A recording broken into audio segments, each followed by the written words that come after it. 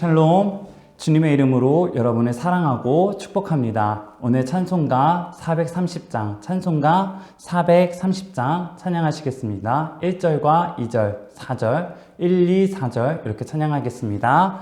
주와 같이 길 가는 것 즐거운 일 아닌가. 우리 주님 걸어가신 발자취를 밟겠네.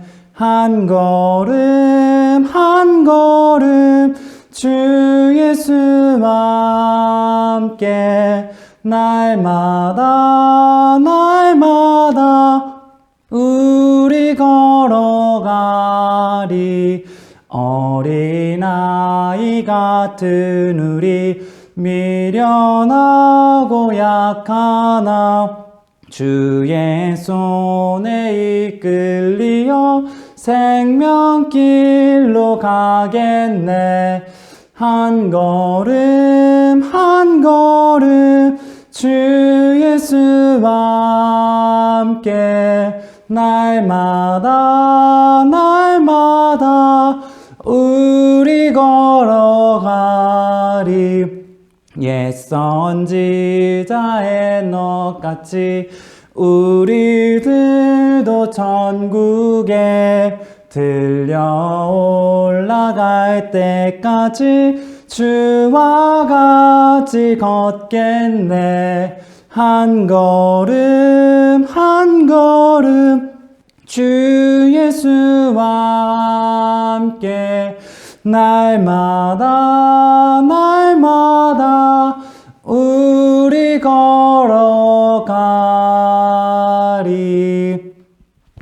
다 함께 조용히 기도하시도록 하겠습니다.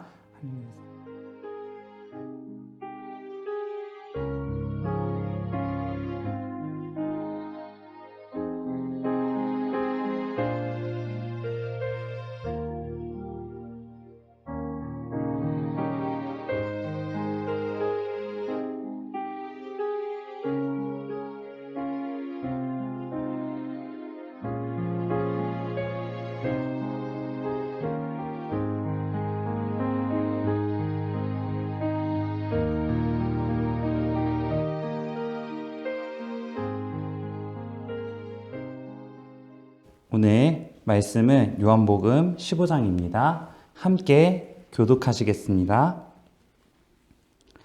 나는 참 포도나무요 내 아버지는 농부라. 무릇 내게 붙어 있어 열매를 맺지 아니하는 가지는 아버지께서 그것을 제거해 버리시고 무릇 열매를 맺는 가지는 더 열매를 맺게 하려 하여 그것을 깨끗하게 하시느니라. 너희는 내가 일러준 말로 이미 깨끗하여졌으니 내 안에 거하라. 나도 너희 안에 거하리라. 가지가 포도나무에 붙어 있지 아니하며 스스로 열매를 맺을 수 없음같이 너희도 내 안에 있지 아니하며 그러하리라. 나는 포도나무요 너희는 가지라. 그가 내 안에 내가 그 안에 거하면 사람이 열매를 많이 맺나니 나를 떠나서는 너희가 아무것도 할 수 없음이라. 사람이 내 안에 거하지 아니하며 가지처럼 밖에 버려져 마르나니 사람들이 그것을 모아다가 불에 던져 사르느니라.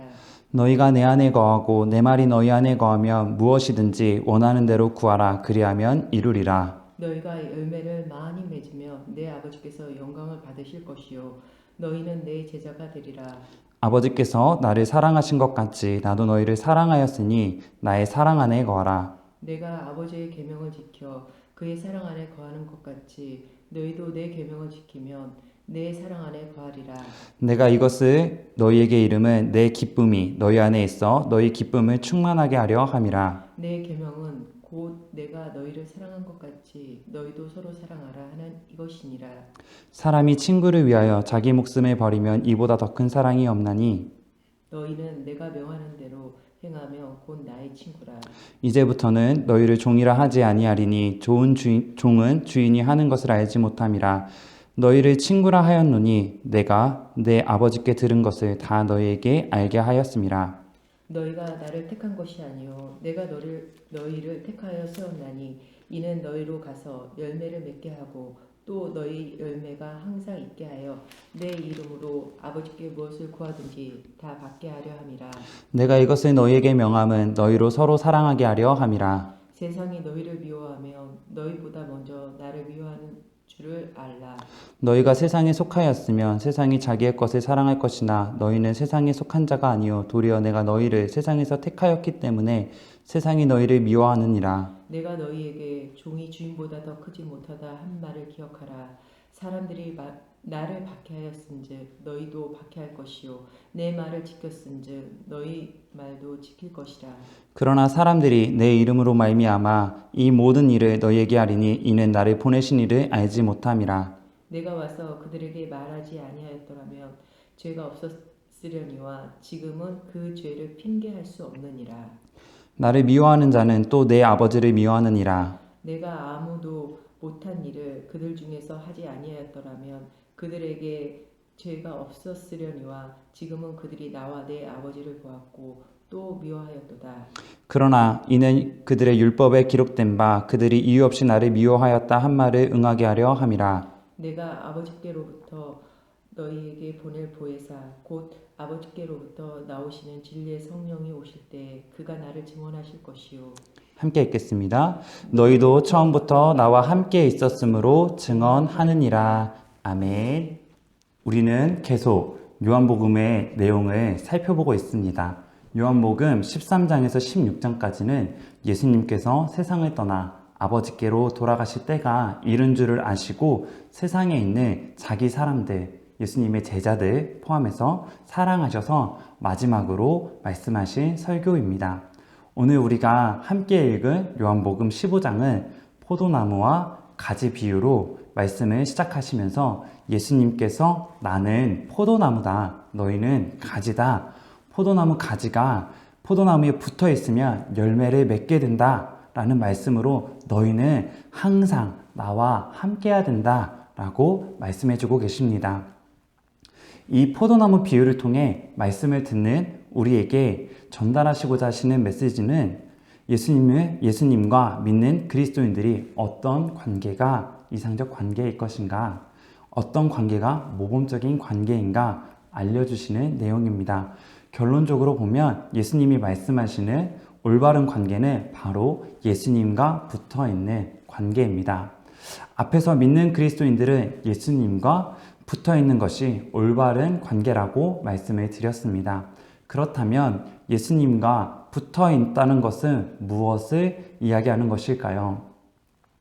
나뭇가지가 나무에 붙어있는 것은 어떻게 보면 눈에 보이기 때문에 쉽게 저렇게 붙어있구나 라고 이해할 수 있는데 이 비유를 사람인 우리들에게 접목시키려고 하니까 이 말씀을 듣는데 쉽사리 이해가 되지 않는 부분이 있었습니다.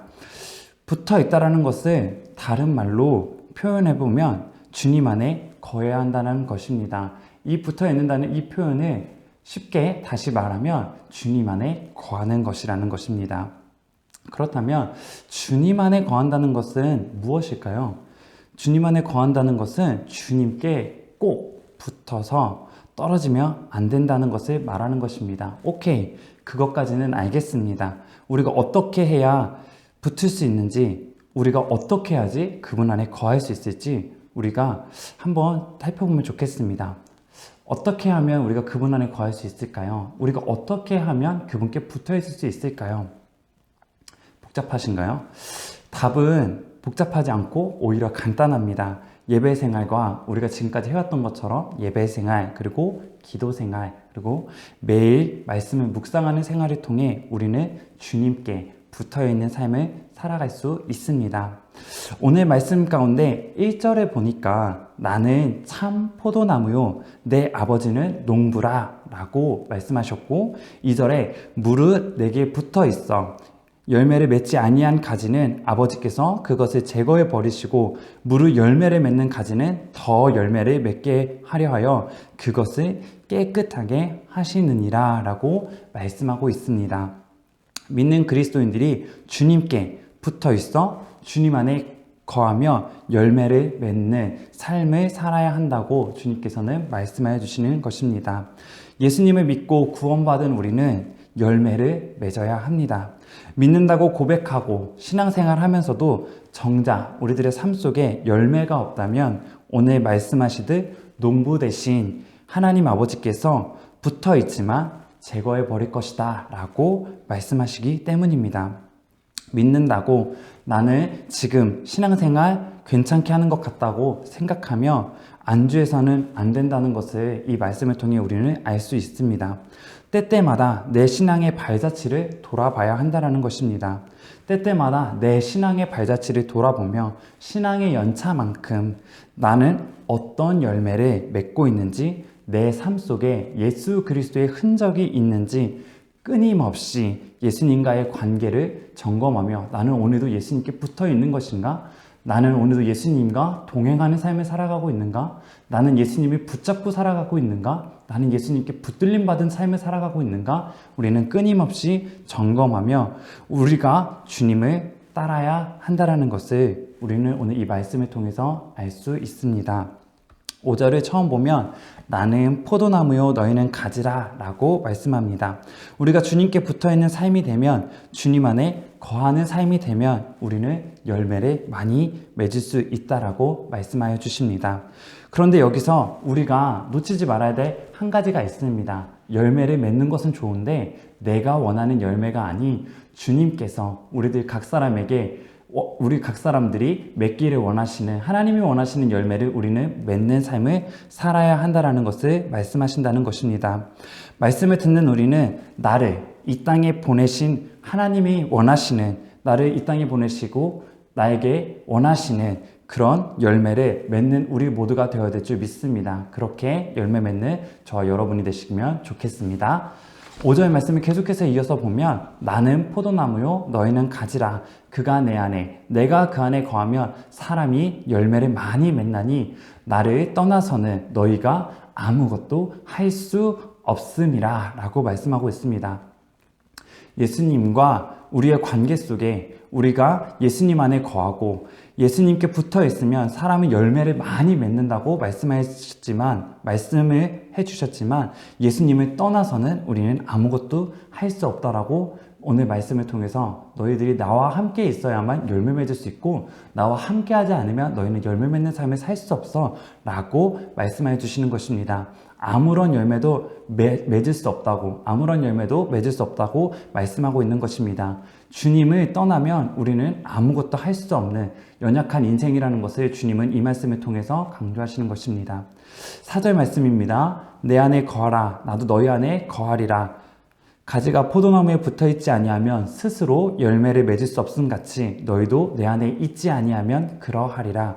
이어서 계속해서 말씀하시는 거죠. 너희가 내 안에 있어야만 너희는 열매 맺는 삶을 살아갈 수 있다라고 말씀하시는 것입니다. 예수님을 떠난 가지는 꽃도 필 수 없고 아무것도, 아무런 열매도 맺을 수 없다라는 것을 이 말씀을 통해서 말씀하시는 겁니다. 이 포도나무 비유를 통해서 주님이 말씀하시는 것은 너희가 열매 맺기를 원하니? 너희는 열매를 맺어야 되는데 네가 열매 맺기를 원하니? 그러면 너희들 다른 거 바라보지 마. 다른 거 생각하지 마. 내 힘을 의지하지 마.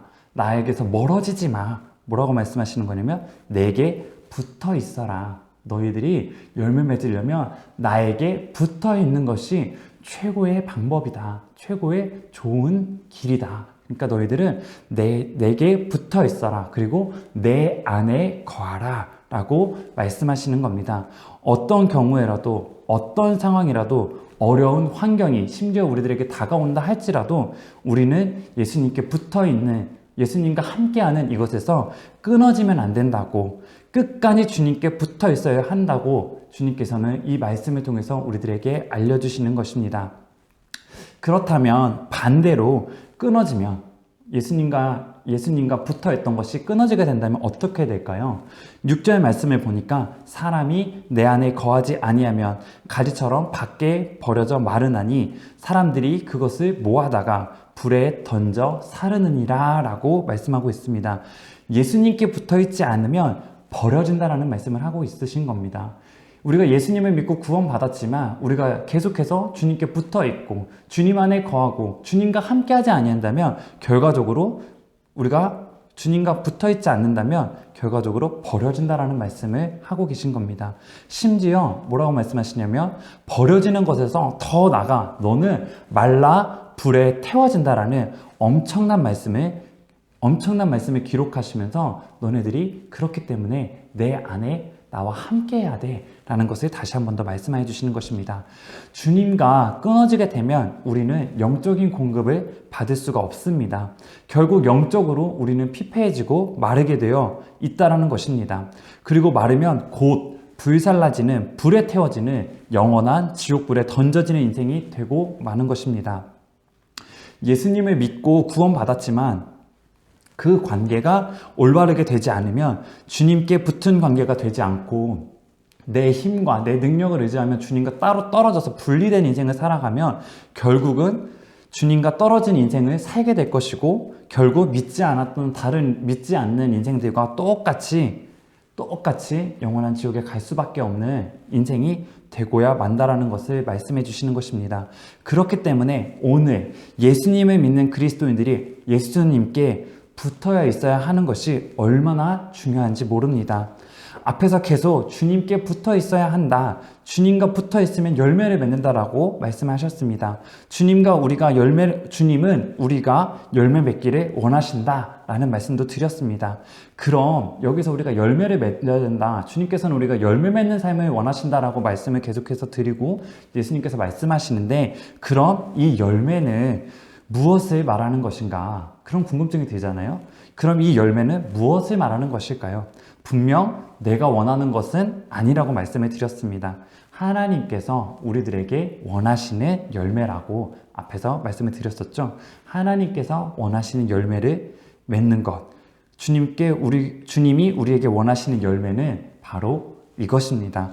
갈라디아서 5장 22절에서 23절에 보면 성령의 열매를 설명해 줍니다. 성령의 열매는 사랑과 희락과 화평과 오래 참음과 자비와 양선과 충성과 온유와 절제니 이 같은 것을 금지할 법이 없느니라 라고 말씀하고 있습니다. 갈라디아서를 통해 우리가 맺어야 할 9가지 우리가 어떤 열매를 맺어야 되는지 주님이 우리에게 원하시는 열매가 무엇인지 9가지 열매를 소개해주고 있습니다. 사랑, 희락, 화평, 오래 참음, 자비, 양선, 충성, 온유, 절제입니다. 이 열매를 나열하고 잠시 동안 이 열매, 이 단어들이 가지고 있는 뜻을 생각해보면 쉽지 않은데? 하며 고개가 갸우뚱해질 수도 있습니다. 그 이유가 무엇이냐면 이 9가지 열매는 우리들의 힘과 능력으로는 절대 맺을 수 없는 열매이기 때문입니다. 그렇죠? 우리가 주님의 도움이 아니시고 주님께서 우리와 함께 해주시는 것이 아니고선 우리가 주님의 성령이 우리가 함께 해주시지 않고서는 우리가 이 열매를 거둘 수 없고 맺을 수 없기 때문입니다. 다 살피진 못하지만 한 가지만 좀 살피면서 오늘 말씀을 조금 짚고 넘어가면 좋겠습니다.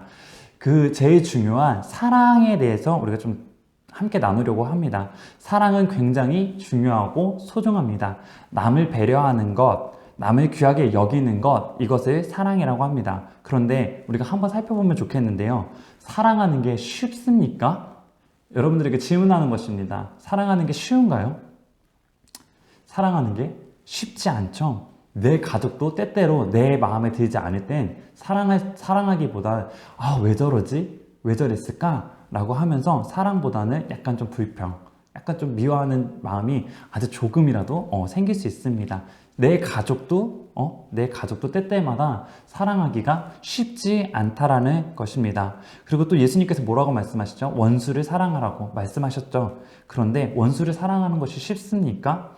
원수를 미워하는 것은 쉽지만 원수를 사랑하는 건 결코 쉽지 않습니다. 그리고 또 뭐라고 예수님께서 말씀하시죠?